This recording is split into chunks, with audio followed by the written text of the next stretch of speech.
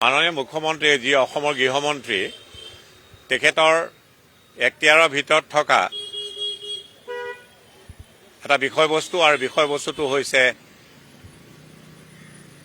অসমৰ ৰাইজৰ হিয়াৰ আমঠু জুবিন গাৰ্গৰ যি হত্যাকাণ্ডৰ গোচৰ তাত চাৰ্জশ্বিট দাখিল কৰাৰ বিষয়ে তেখেতে আগেয়ে কৈছিলে যে 12 তাৰিখে চাৰ্জশ্বিট দাখিল কৰিব আৰু তেখেতৰ বক্তব্যৰ লগত সংগতি ৰাখি আজি SITয়ে চাৰ্জশ্বিট দাখিল কৰিছে।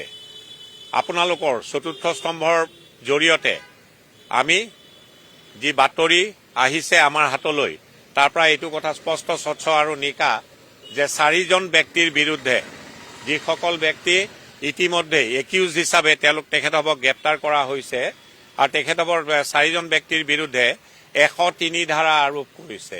103 BNSৰ ধাৰাটো তাহানিৰ IPC 302 IPC লেখিয়া অৰ্থাৎ মাৰ্ডাৰৰ ধাৰা সন্নিৱিষ্ট কৰা হৈছে। সেই ব্যক্তিকেইজন হ'ল শ্যাম কানু মহন্ত, সিদ্ধাৰ্থ শৰ্মা, অমৃত প্ৰভা মহন্ত আৰু শেখৰ জ্যোতি গোস্বামী। এই 4জন ব্যক্তিৰ বিৰুদ্ধে চতুৰ্থ স্তম্ভৰ জৰিয়তে আমি যি খবৰ পাইছো যে তেখেতৰ বিৰুদ্ধে 103 এই চাৰ্জশ্বিটখনত আৰোপ লগাইছে। 103 BNS নিশ্চিতভাৱে মাৰ্ডাৰৰ সংলগ্ন ধাৰা অৰ্থাৎ মাৰ্ডাৰ কৰিলে যি ধাৰা সন্নিৱিষ্ট হ'ব লাগে সেই ধাৰাটো সন্নিৱিষ্ট কৰিছে আৰু তাৰ ট্ৰাইলৰ অন্তত যদি দোষী সাব্যস্ত হয় মৃত্যুদণ্ডৰে তেনে ব্যক্তি দণ্ডিত হ'ব পাৰে বা যাৱজ্জীৱন কাৰাদণ্ডৰে দণ্ডিত হ'ব পাৰে, লগতে ফাইনৰ বিধানো আছে।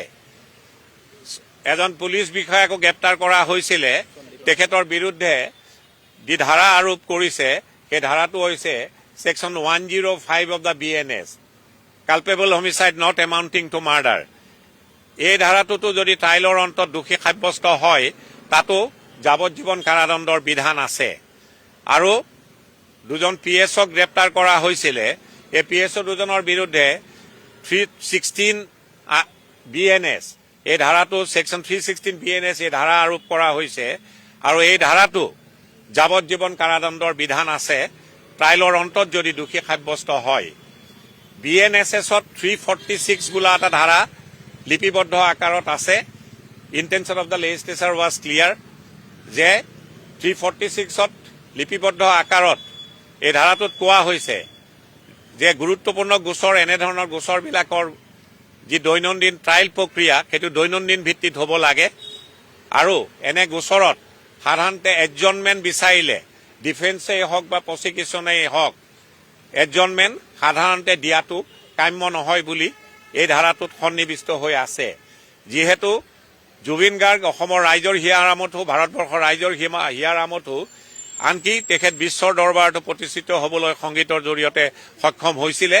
আজি চাৰ্জশ্বিট দাখিল কৰিলে আৰু আৰক্ষীৰ আওতাৰ পৰা নিশ্চিতভাৱে আজিৰ তাৰিখৰ পৰা বিচাৰৰ প্ৰক্ৰিয়া আদালতমুখী হ'ল আৰু আদালতে নিশ্চিতভাৱে অসমৰ ৰাইজে যি জাষ্টিছ ফৰ জুবিন কৈ আহিছে নিশ্চিতভাৱে আইনে আদালতে তাক আইনৰ সুব্যৱহাৰৰ জৰিয়তে তাক দিবলৈ সক্ষম হ'ব বুলি আমি সকলো অসমৰ জনসাধাৰণ আশাবাদী।